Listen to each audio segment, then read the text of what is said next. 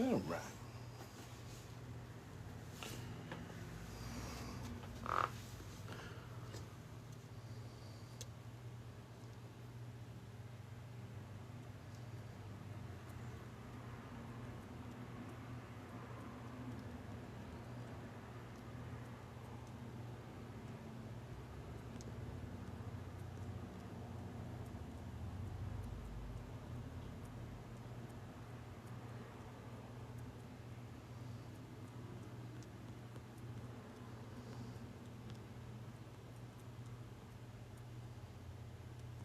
Hello, we're reading The Wrinkle in Time is what we're reading today. This is Professor Fox's Cozy Corner, and we're reading The Wrinkle in Time.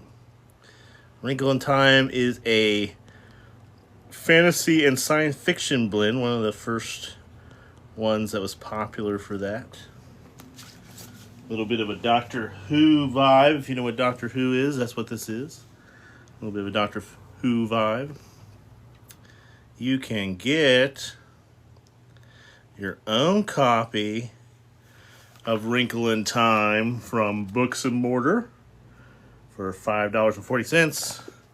It's pretty cool. And you can get Megan O'Russell's How I Magically Messed Up My Life in 4 freaking days. This is, again, because we're on the fantasy thing, this is Harry Potter in New York, except it's about a magical cell phone, so pretty cool.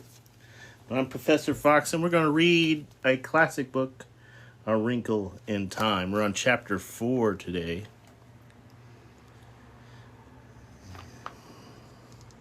And, all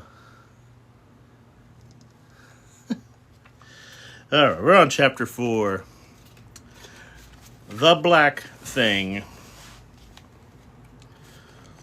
The trees were lashed into a violent frenzy. Meg screamed and clutched at Calvin and Mr. Witch. A furtive voice called out, "Quit it, child!" Did a shadow fall across the moon, or did the moon simply go out? Extinguished as abruptly and completely as a candle. There was still the sound of leaves, a terrifying, terrifying rushing. All the light was dawn. Darkness was complete. Suddenly the wind was gone, and all the sound. Meg felt that Calvin was being torn from her. When she reached for him, her fingers touched nothing. "Thank you for all the likes, I appreciate it." She screamed out, "Charles!" and whether it was to help him or help him to help her, she did not know. The word was flung back down her throat, and she choked on it. She was completely alone. She had lost the protection of Calvin's hand. Charles was nowhere, neither to save or to turn to. She was alone in a fragment of nothingness. No light, no sound, no feeling. Where was her body? She tried to move in her panic, but there was nothing to move. Just as the light and sound had vanished, she was gone, too. The corporal Meg simply was not. Then she felt her limbs again. Her legs and arms were tingling faintly, as though they had been asleep. She blinked her eyes rapidly, but she herself was somehow back. Nothing else was. It was not as simple as darkness or absence of light. Darkness has a tangible quality. It can be moved through and felt. In darkness, you can bark your shins. The world of things still exists around you. She was lost in a horrifying void. It was the same way with silence. This was the more than silence. A deaf person can feel vibrations. Here, there was nothing to feel. Suddenly she was aware of her heart beating rapidly within the cage of her ribs. Had it stopped before? What had made it start again? The tingling in her arms and legs grew stronger, and suddenly she felt movement. The movement she felt must be in the turning of the earth, rotating on its axis. Traveling, of course, about the sun, and this feeling of moving within the earth was somewhat like the feeling of being in the ocean. And out in the ocean, beyond this rising and falling of the breakers, lying on the moving water, pulsing gently with the swells and feeling the gentle tug of the moon. Am I asleep? Am I dreaming? She thought. Am I having a nightmare? I want to wake up. Let me wake up. Well, Charles Wallace, a voice said, that was quite a trip. I don't think you might have warned us. Light began to pulse and quiver. Meg blinked and shoved shakingly at her glass, and there were Charles Wallace standing indignantly in front of her, his hands on his hips. "Meg," he shouted, "Calvin, where are you?" She saw Charles, she heard him, but she could not go to him. She could not shove for the strange, trembling light to meet him. Calvin's voice came as though it was pushing. So, Meg has went through this other dimension with Charles Wallace. Charles Wallace is her brother.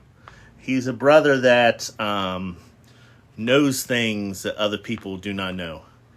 He knows it before it's going to happen. That's who Charles Wallace is. And then Calvin is this boy from school.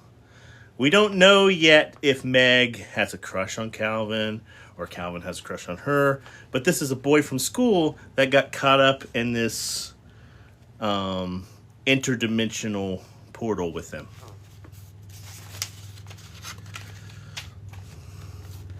Through a cloud. Well, just give me time with you. I'm older than you are. Meg gasped. It wasn't that Calvin wasn't there and then he was. It wasn't that part of him came first and then the rest of him followed, like a hand and then an arm, an eye, and then a nose. It was a sort of shimmering. I looking at Calvin through water, through smoke, through fire. And then there he was, solid and reassuring. Meg! Charles Wallace's voice came. Meg! Calvin, where's Meg? I'm right here, she cried to say. But her voice seemed to be caught at its source. Meg, Calvin cried, and he turned around, looking about wildly. Miss Witch, you haven't left Meg behind, have you? Charles Wallace shouted. If you've hurt Meg, any of you, Calvin started, but suddenly Meg felt a violent push and a shattering as though she had been thrusted through a wall of glass. Oh, there you are, Charles Wallace said, and rushed over to her and hugged her. But where am I? Meg asked breathlessly, relieving to hear that her voice was now coming out of her in more or less normal way.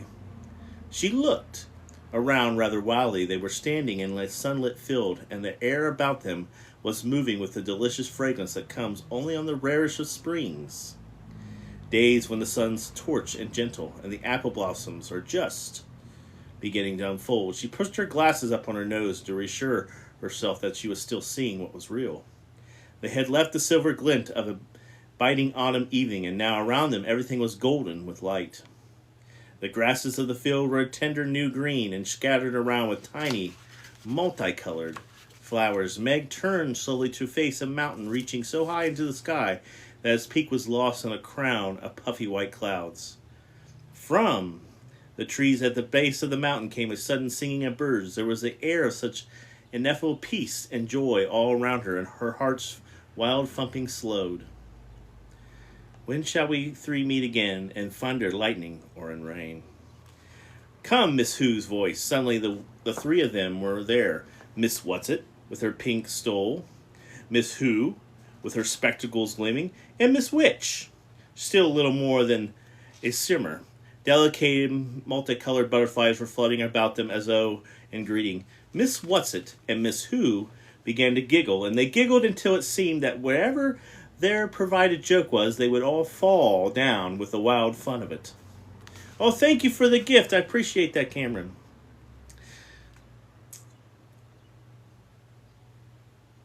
The shimmering seemed to be laughing too. It began vaguely darker and more solid, and then there appeared a figure in a black robe and a black peak hat, beady eyes, a beaked nose, and a long gray hair. One bony claw clutched a broomstick.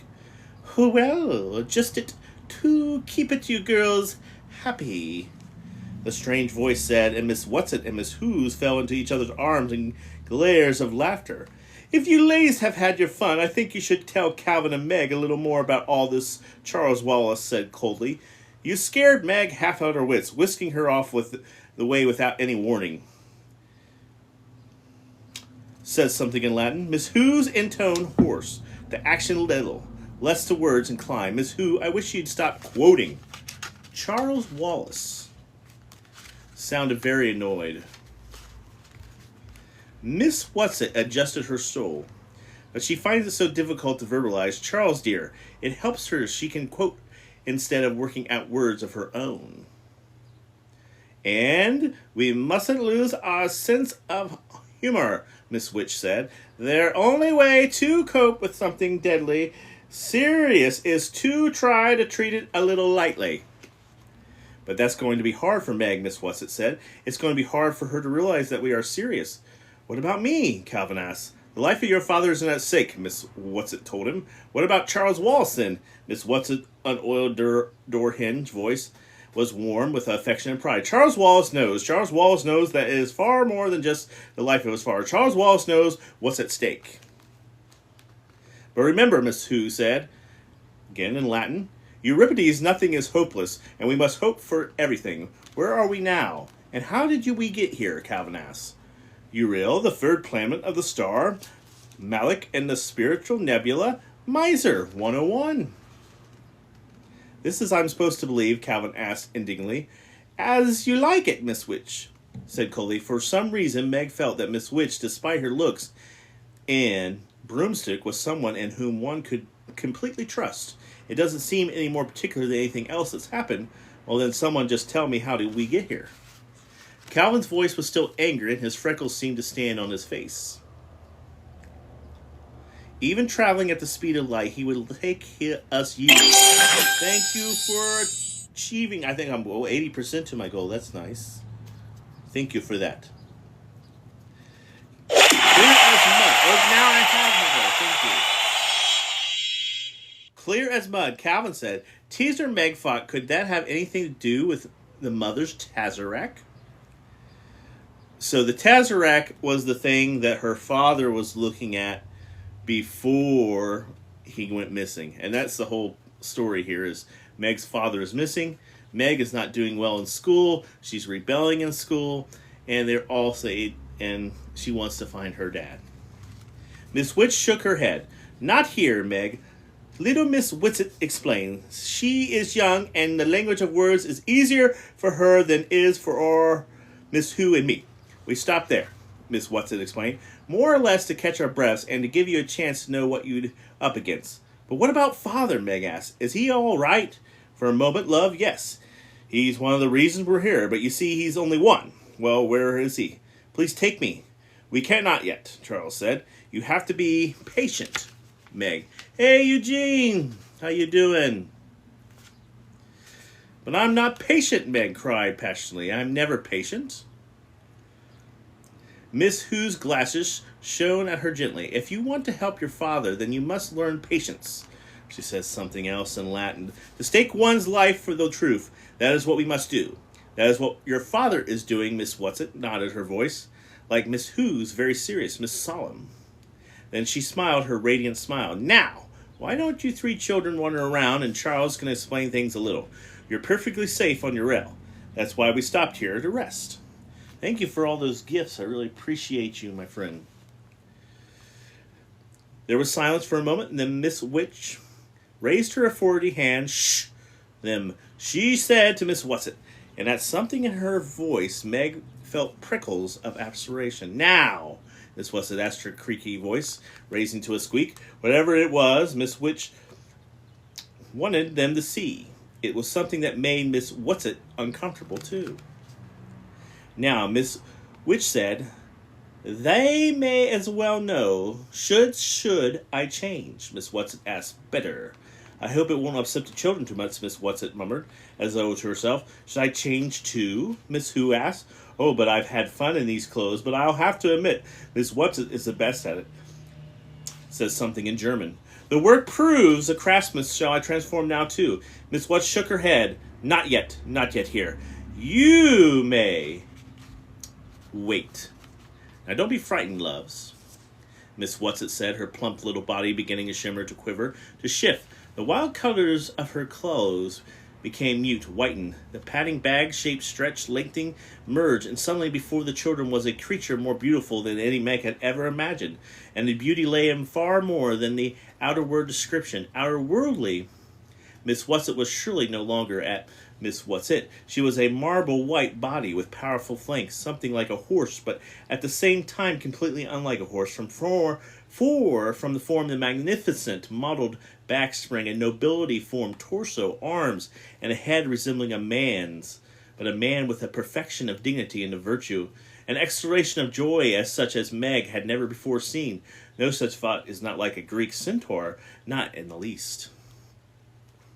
From the shoulders, slowly a pair of wings unfolded, wings made of rainbows of light upon water of poetry. Calvin fell to his knees. "No," Miss Whatsit said, for her voice was not Miss Whatsit's voice, "not to me." Calvin never to me stand up. "Carry them," Miss Witch commanded. With a gesture both delicate and strong, Miss Whatsit knelt in front of the children, stretching her wings wide and holding them steady by quivering. "Onto my back now," the new voice said. The children took hesitant steps toward the beautiful creature. "But what do we call you now?" Calvin said. "Oh, my dears, come," the new voice, a rich voice with the warmth of a woodwind to the clarity of a trumpet, the mystery of the English horn. "You can't go on changing my name each time. I, Metamorphosis, and I've had such pleasure being Miss Whatsit, I think you better keep that." She, he, it smiled at them, and then the radiance of the smile was as tangible as a soft breeze, as directly warming as the rays of the sun. "Come." Charles Wallace clambered up. Meg and Calvin followed him, Meg steadying between the two boys. A tremor went through the great wings, and then Miss Whatsit lifted, and they moved through the air. Meg soon found that there was no need to cling to Charles Wallace or Calvin. The great creature's flight was certainly smooth. The boys were eagerly looking around the landscapes. "Look, Charles," Wallace pointed. "The mountains are so tall and that you cannot see where they end." Meg looked upwards, and indeed the mountains seemed to be reaching into infinity. They left the fertile fields and flew across a great plateau of granite-like rocks shaped into enormous monoliths. These had a definite rhythmic form, but they were not statues. They were like nothing Meg had ever seen before, and she wondered if they had been made by wind and weather, by the formation of this earth, or if they were a creation of beings like the one which she rode. They left the great garnet plain and flew over a garden even more beautiful than anything in a dream, and in it were gathering many of the creatures like the one Miss Whatsit had become, some lying among the flowers, some swimming in a broad crystal river that flowed through the garden, some flying in what Meg was sure must be a kind of dance, moving in and out above the trees. They were making music that came not only from their throats, but from the movement of their great wings as well. "What are they singing?" Meg asked excitedly. Miss Whatsit shook her beautiful head and wouldn't go into the words. "I couldn't possibly transfer it to your words. Are you getting any of it, Charles?" Charles Wallace sat very still on the broad back, on his face, an intently listening look, the look he had when he dwelled into Meg's or his mother. "A little, just a little, very little, but I think I could get more in time." "Yes, you could learn it, Charles, but there isn't time. We can only stay here long enough to rest up and make my few preparations." Meg hardly listened to her. "I want to know what you're saying. I want to know what it means." "Try, Charles," Miss Whatsit urged. "Try to translate. You can let her yourself go now. You don't have to hold back." "But I can't," Charles Wallace cried in an anguished voice. "I don't even know enough. Not yet." "Then try to work with me, and I'll see if I can't verbalize a little for them." Charles Wallace got his look of probing, of listening. "I know that look," Meg thought suddenly. "Now I think I know what it means, because I've had it myself sometimes doing math with Father, and when a problem is just about to come clear." Miss Whatsit seemed to be listening to Charles' thoughts. "Well, yes, that's an idea. I can try." "Too bad you don't really know it so you can give it to me direct, Charles. It's so much more work this way." "Don't be lazy," Charles said. Miss Whatsit did not take offense. She explained, "Oh, it's my favorite kind of work, Charles. That's the way they choose me to go along, even though I'm so much younger." "Yes, so I got this shirt for Father's Day. And then this is actually my cat, Rhonda. She is sleeping over there. But yeah, I got this for Father's Day for my cat." We're reading A Wrinkle in Time. "It's my one real talent, but it takes a tremendous amount of energy, and we're going to need every ounce of energy for what's ahead of us. But I'll try. For Calvin and Meg, I'll try." She was silent. The great rings almost stopped moving. Only a delicate stirring seemed to keep them aloft. "Listen then," Miss Whatsit said. The resonant voice rose, and the words seemed to be all around them, so that Meg felt that she could almost reach out and touch them. "Sing unto Lord a new song and his praise from the end of the earth. And yet they go down to the sea and all that is herein, the isles of the inhabitants thereof. Let the wilderness and the cities thereof lift their voice. Let the inhabitants of the rock sing. Let them shout from the top of the mountains. Let them give unto the Lord. Throughout her entire body, Meg felt a pulse of joy, such as she had never known before. Calvin's hand reached out. He did not grasp her hand in his. He moved his fingers so that they were barely touching hers. But joy followed through them, back and forth between them, around them, and about them, and inside them. When Miss Whatsit sighed and seemed completely incomprehensible, that through his bliss could come the faintest whisper of doubt.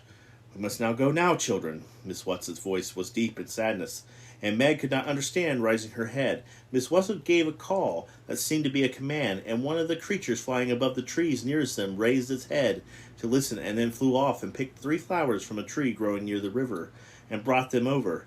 Each of you take one, Miss Whatsit said. I'll tell you how to use them later. As Meg took her flowers, she realized that it was not a single blossom, but hundreds of tiny flowerets, forming a kind of hollow bell. Where are we going? Calvin asked. Up. The wings moved sadly, swifting. The garden was left behind, the stretch of garnet, the mighty shapes, and then Miss Whatsit was flying upward, climbing steadily up.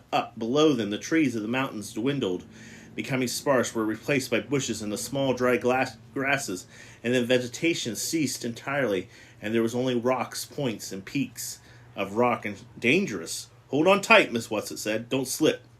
Meg felt Calvin's arms circle around her waist in a secure hold. Still they moved upward. Now there were clouds. They could see nothing but drifting whiteness. And the moisture clung to them and condensated in ice droplets. As Meg shivered, Calvin's grip tightened. In front of her, Charles Wallace sat quietly. Once he turned just long enough to give her a swift glance of tenderness and concern. But Meg felt as much each moment passed that he was growing further and further away, that he was becoming less and less her adored baby brother, and more one with whatever kind of being Miss Whatsit was, Miss Who and Miss Which, and exactly were. Abruptly they burst out of the clouds into a shaft of light. Below them there was still rocks above them, and the rocks continued to reach up into the sky, but how though it seemed miles up. Meg could see where the mountains at last came to an end. Miss Whatsit continued to climb, her wings straining a little. Meg felt her heart racing. Cold sweat began to gather on her face, and her lips felt as though they were turning blue. She began to gasp.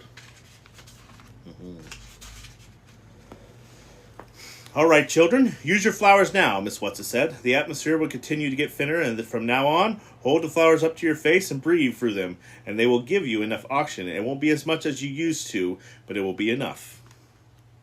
Meg had almost forgotten the flowers and was grateful to realize that she was still clasping them, and that she had let them fall from her fingers. She passed her face into the blossoms and breathed deeply. Yeah, so where are they going? That's the question. Going up, up, up, up, up, up, up.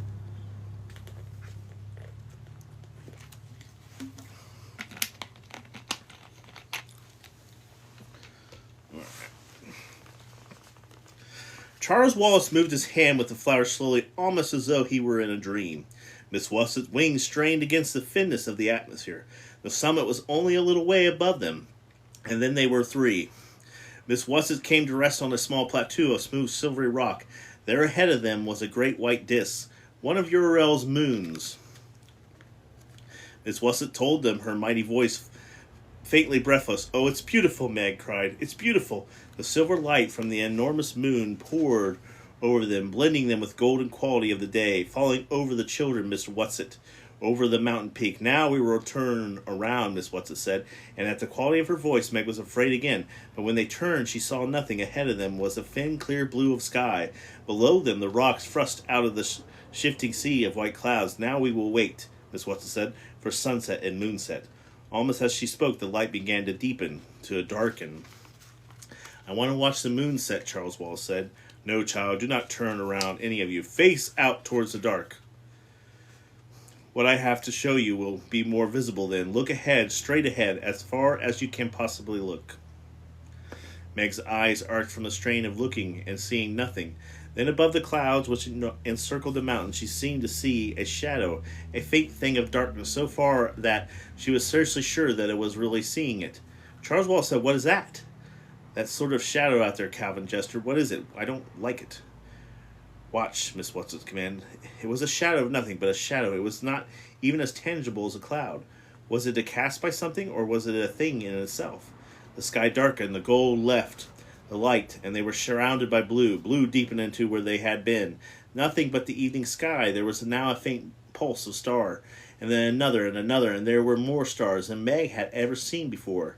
"The atmosphere is so thin here," Miss Watson said, as though in answer to her unasked question that it does at the obscure vision, as it would as now look straight ahead. Meg looked. The dark shadow was still there. It had now lessened or dispersed with the coming of the light, and there where the shadow was, the star was not visible. What could there be about a shadow that was so terrible that she knew that there had never been before or ever would be again? Anything that would chill her with a fear that was beyond shuddering, beyond crying or screaming, beyond the possibility of comfort. Meg's hand holding the blossom slowly dropped, and it seemed as though a knife gashed through her lungs. She gasped, but there was no air for her to breathe. Darkness glazed in her eyes and mind. But as she started to fall into unconsciousness, her head dropped down into the flowers which she was still clutching, and as she inhaled the fragrance of the purity, her mind and body revived, and she sat up again. The shadow was still there, dark and dreadful. Calvin held her hand strongly in his, but she felt neither strength nor resurgence in his touch. Besides her, a tremor went through Charles Wallace, but he sat very still. He shouldn't be seeing this, Meg thought. This is too much for this little boy, no matter how different and how extraordinary a little boy. Calvin turned, rejecting the dark thing that blotted out the light of the stars. "Make it go away, Miss Watson," he whispered. "Make it go away. It's evil." Slowly, the great creature turned around so that the shadow was behind them, so that they saw only the stars obscured, the soft robe of starlight on the mountain, the ascending circle of the great moon swiftly slipping over the horizon. Then, without a word from Miss Watson, they were traveling downward, down.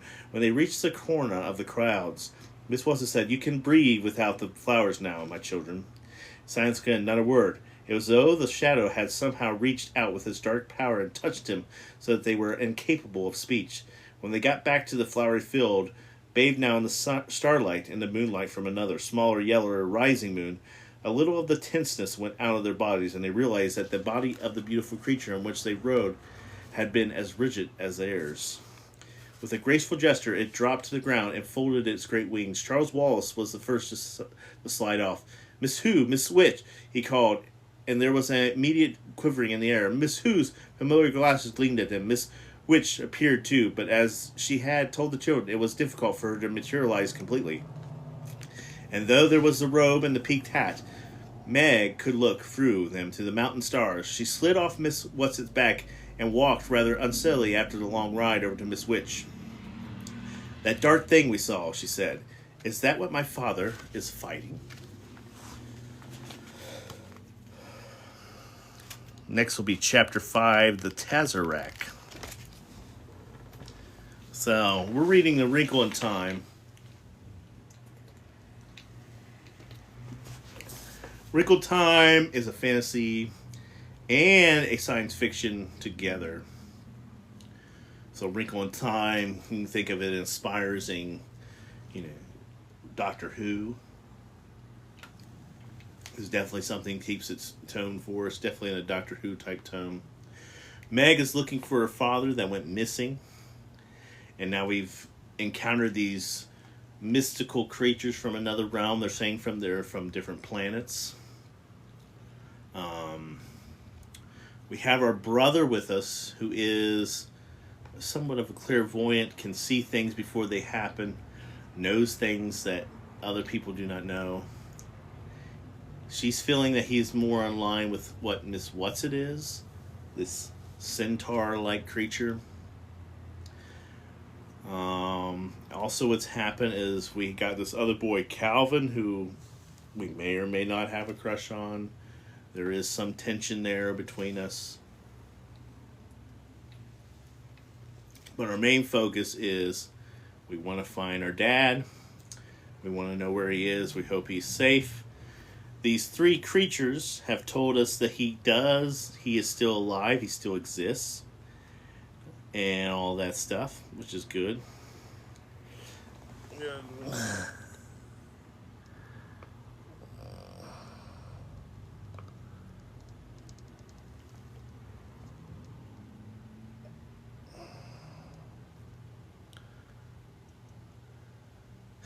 Yeah, pretty neat story so far.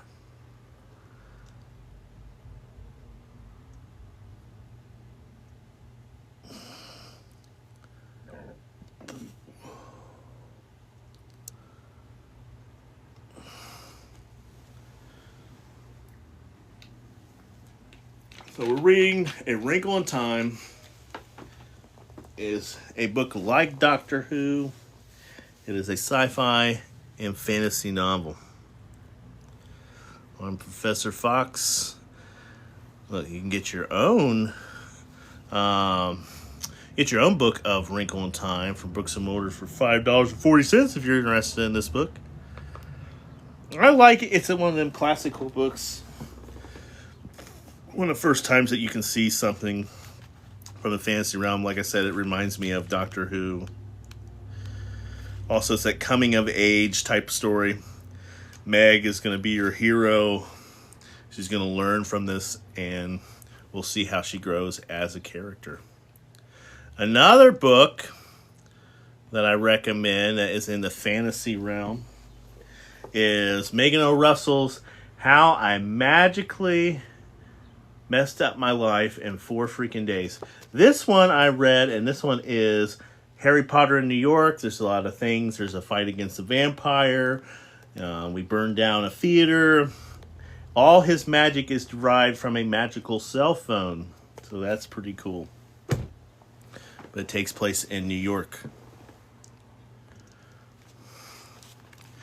All right, we'll read chapter 5 and have a little chat, and then we will be done. Chapter 5. Yes, Miss Witch said. He is behind the darkness so that even we cannot see him.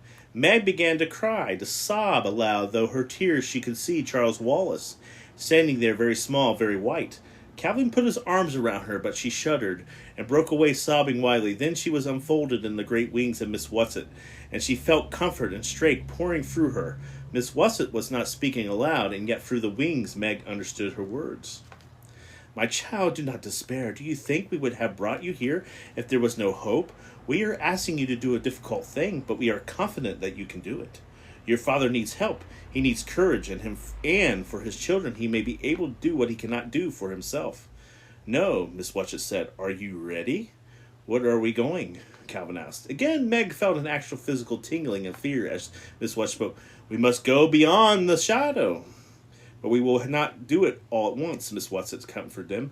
We will do it for short stages. See, looked at Meg. Now we will tesser, and we will wrinkle again. Do you understand?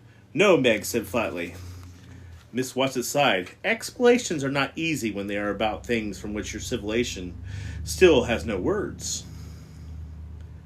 You understand that, little Meg? Yes, Meg nodded. That, of course, is the impractical long round we have learned to take shortcuts where possible. Sort of like math, Meg asked. Like in math, Miss Whatsit looked over at Miss Who. Take your skirt and show them. Said something in Spanish. My dears, experience is the mother of knowledge. Who took a portion of her white robe in her hands and held it tight. You see, Miss Whatsit said, if a very small insect were to move from this section of the skirt in Miss Who's right hand to that in her left hand, it would be quite a long walk for him if he had walked across all the way.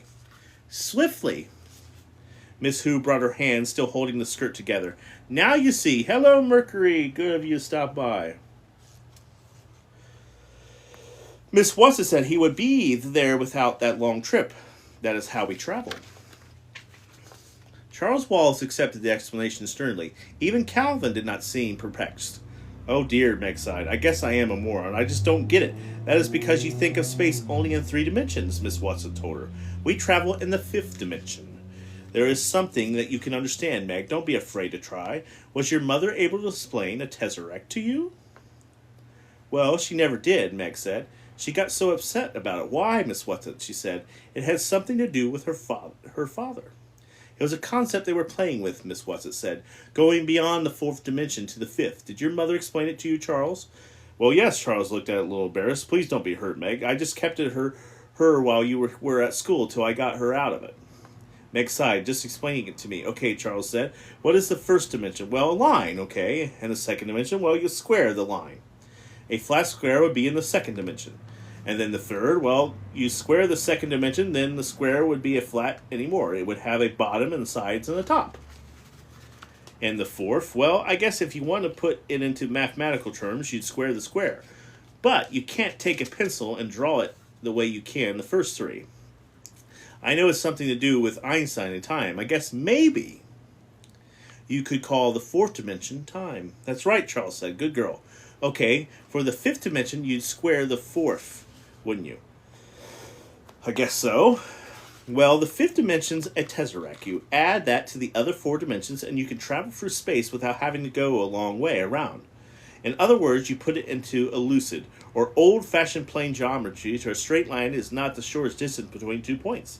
For a brief, illuminating second, Meg's face had the listening, probing expression that was so often seen on Charles. I see, she cried. I got it. For just a moment, I got it. I can't possibly explain it how, but there was a second I saw it. She turned excitedly to Calvin. Did you get it? He nodded enough. I don't understand it in the way Charles Wallace does, but enough to get the idea. So now we go, Miss Witch said. There is not all time in the world. Could we hold hands? Meg asked. Calvin took her hand and held it tightly in his. You can try, Miss Whatsit said, though I'm not sure how it will work. You see, through we travel together, we travel alone. We will go first and take you afterwards in the backwash. That may be easier for you. As she spoke, the great white body began to waver and the wings to dissolve into mist. Miss Who seemed to evaporate into there was nothing but the glasses, and then the glasses too disappeared. It reminded Meg of the Cheshire Cat. So, reference to Cheshire Cat. So again, these classics play off of each other. Also, this has a little bit of C.S. Lewis in it too. But the Cheshire Cat and Alice in Wonderland, how he kind of phases in and out.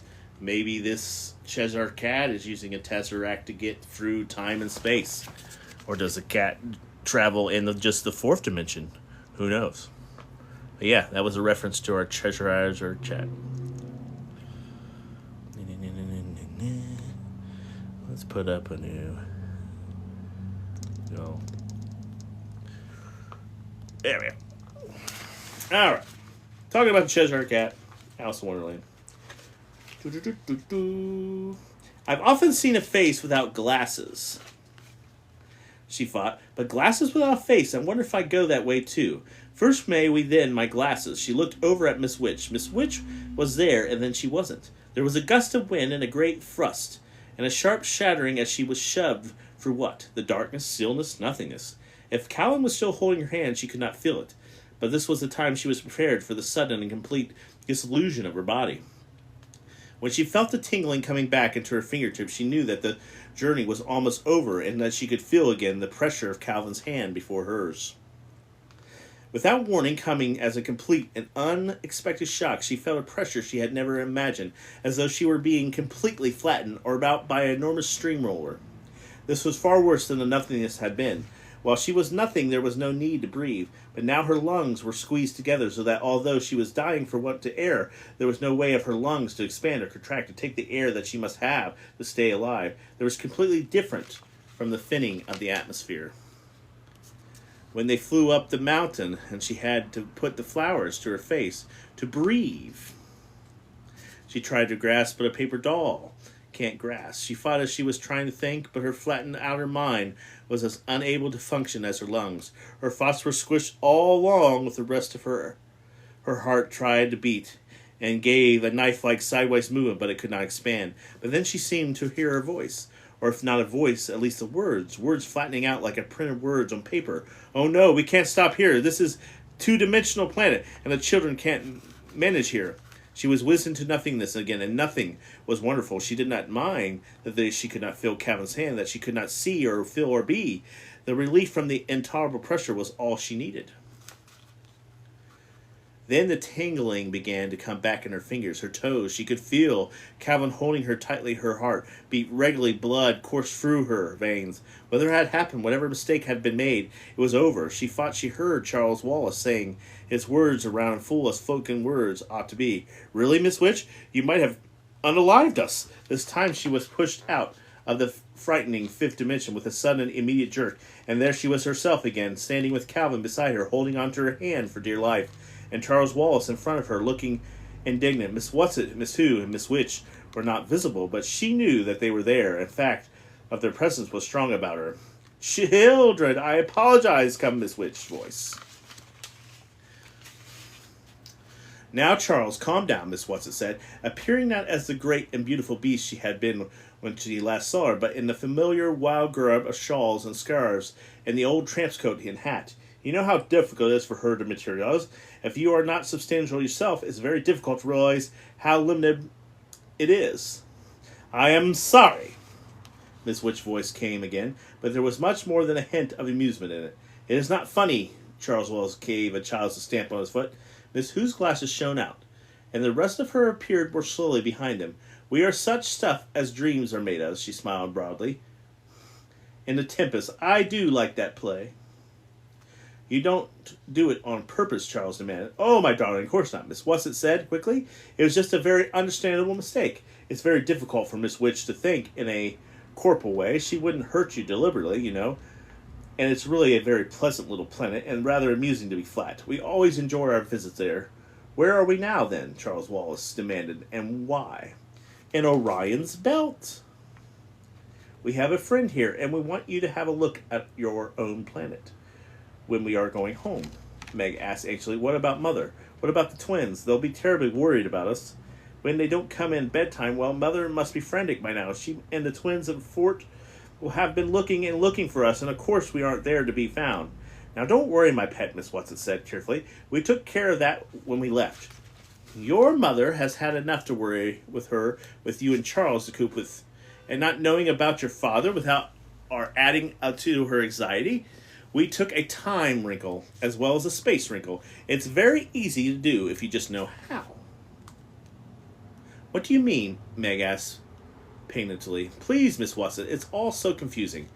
"Just relax, and don't worry over things that needn't trouble you," Miss Whatsit said. "We made a nice titty little time tesser, and unless something goes terribly wrong, we'll have you back in about 5 minutes before you left. So there'll be time to spare, and nobody ever need to know you were gone at all. Though, of course, you'll be telling your mother, and dear lamb that she is, and if something goes terribly wrong, it won't matter whether you ever get back at all. Don't frighten them." Miss Whatsit's voice came. "Are you losing faith?" "Oh, no, I'm not." But Meg thought her voice sounded a little faint. "I hope this is a nice planet," Calvin said. "We can't see much of it. Does it ever clear up?" Meg looked around her, realizing that she had been so breathless from the journey and the stop on the two-dimensional planet that she had not noticed her surroundings. And perhaps this was not very surprising, for the main thing about the surrounding was exactly that they were unnoticeable. They seemed to be standing on the same kind of non-descriptive flat surface. The air around them was gray. It was not exactly fog, but there could see nothing through it. Visibility limited to the nicely defined bodies of Charles Wallace and Calvin, the rather unbelievable bodies of Miss Whatsit and Miss Who, and a faint occasional glimmer that was Miss Witch. "Come, children," Miss Whatsit said. "We didn't have far to go, and we might as well walk. It'll do you good to stretch your legs a little." As they moved through the grayness, Meg caught an occasional glimpse of slug-like rocks, but there were no traces of trees or bushes or nothing but flat ground. Under their feet, no sign of any vegetation at all. Finally, ahead of them, there was loomed what seemed to be the hill of stone. As they approached it, Meg could see that there was an entrance that led them into a deep, dark cavern. "Are we going in there?" she asked nervously. "Don't be afraid," Miss Whatsit said. "It's easier for the happy medium to work within. Oh, you'll like her, children. She's very jolly, and if ever I saw looking unhappy, I would have been very displeased myself. As long as you can laugh, I'm sure everything is going to come out right in the end." "Miss Whatsit, come, Miss Witch," voice severing. "Just because you're very young is so no excuse for taking too much time."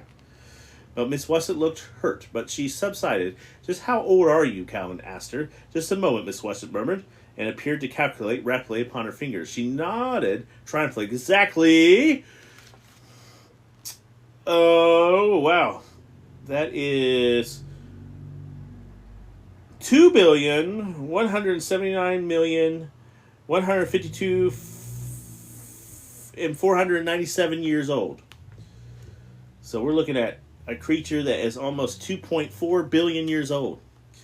8 months and 3 days. That is according to your calendar, of course, which even you know isn't very accurate. She leaned closer to Meg and Calvin and whispered, "It was a very great honor for me to be chosen for this mission.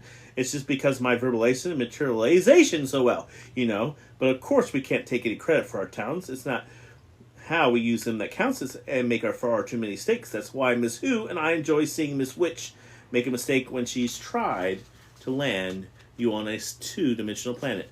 It was that we were laughing at, not at you. She was laughing at herself, you see. She's really terribly nice to us younger ones." Meg was listening with such interest to what Miss Wesset was saying that she hardly noticed that when they went into the cave, the transition from the greatness of outside to the greatness of inside was almost unnoticeable.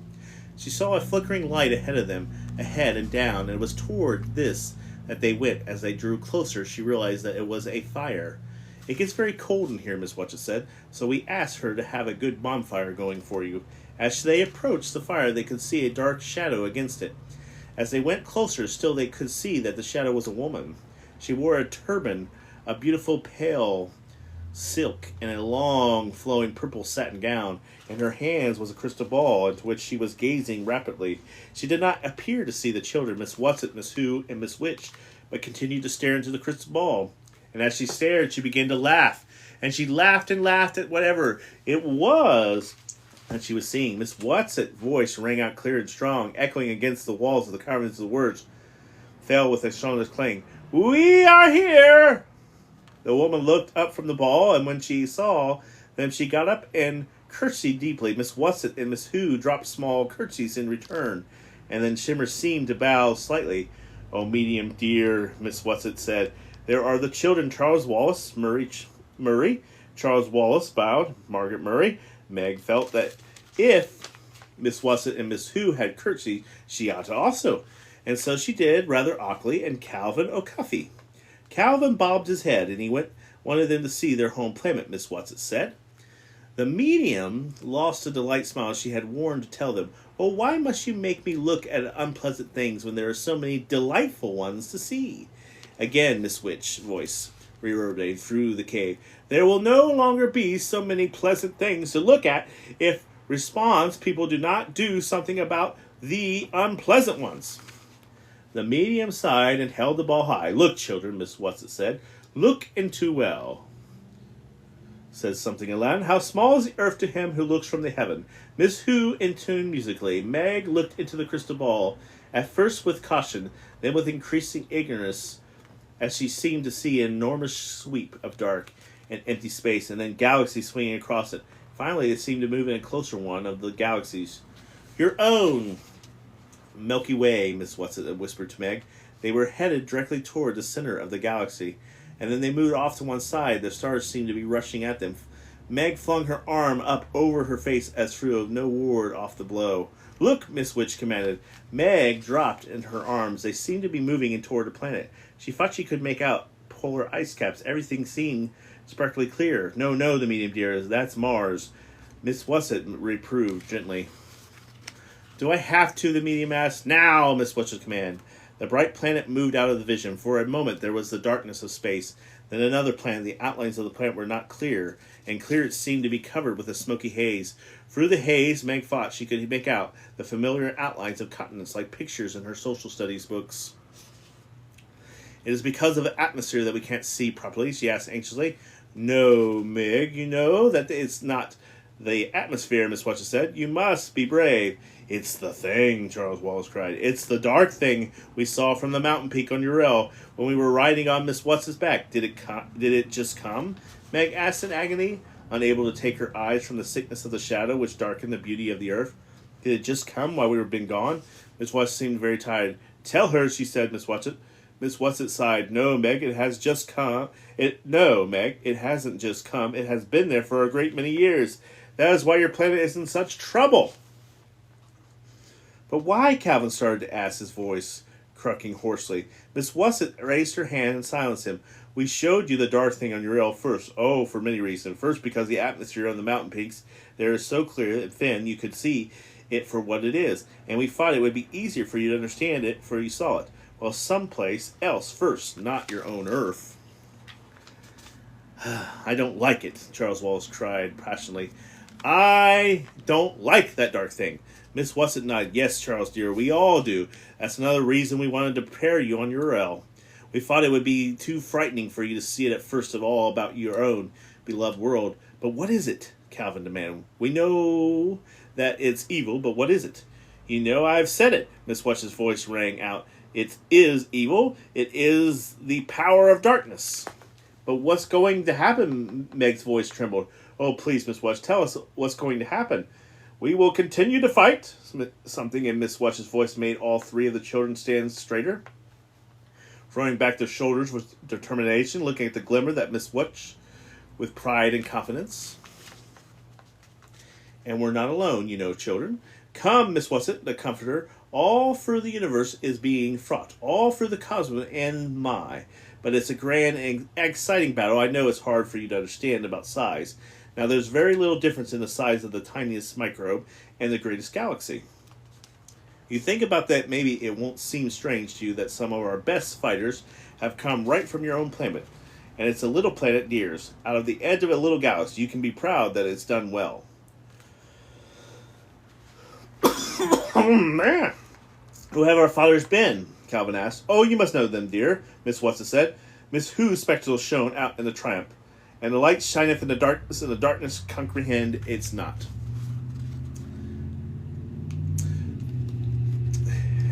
Hey, Jesus, of course, Charles Wallace said. Why, of course, Jesus. Of course, Miss Whatsit said. Go on, Charles. Love there were many others. And all your great artists, they have been lights for us.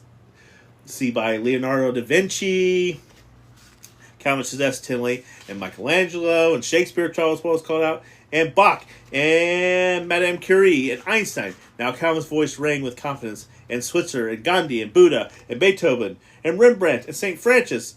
Now you, Meg, Miss Whatsit ordered. Oh, Lucid. I suppose Meg was in such agony of impatience that her voice garruled, and Carpenius. But what about father? Please, what about father? We are going to your father, Miss Whatsit said, but there is he. Meg went out to Miss Charles and stopped as though she was young as Charles Wallace. Miss Whatsit answered in a voice that was low but quite firm. On a planet that has given in, so you must prepare to be very strong. Our traces of tear had left the happy medium's face. She sat holding the great ball, looking down at the shadowed earth, and a slow tear coursed down her cheek. I can't stand it any longer, she sobbed. Watch now, children, watch. The happy medium is our next chapter. All right. So that's Wrinkle in Time. It's a little bit of a science fiction, a little bit of fantasy. And you can check out your own. If you're interested in this book, you could check it out. It is Wrinkle in Time. I like it because it's a little bit of, if you like Doctor Who, it gives references of other classics. We just had a reference of the Cheshire Cat, Alice in Wonderland. You can see a lot of influence of C.S. Lewis in this, the Narnia. And also explains a form of space travel. We're going through the fifth dimension. Through the tesseract is how you travel in space-time, which is pretty exciting. And then we're talking about other fantasy books. This is Megan O. Russell's book, How I Magically Messed Up My Life in 4 Freaking Days. This is an interesting book. It takes place in New York, and it has a magical cell phone. So think of it, Harry Potter in New York. But yeah. Thanks for hanging out with me today. We're on Chapter 6 of A Wrinkle in Time. If you like this, you can come back. I'll probably read again in a few days. But yeah, I should have some more time to read. We're almost finished with this book. We have 5 more chapters to go. So this is Professor Fox signing off, and thank you, and have a great day.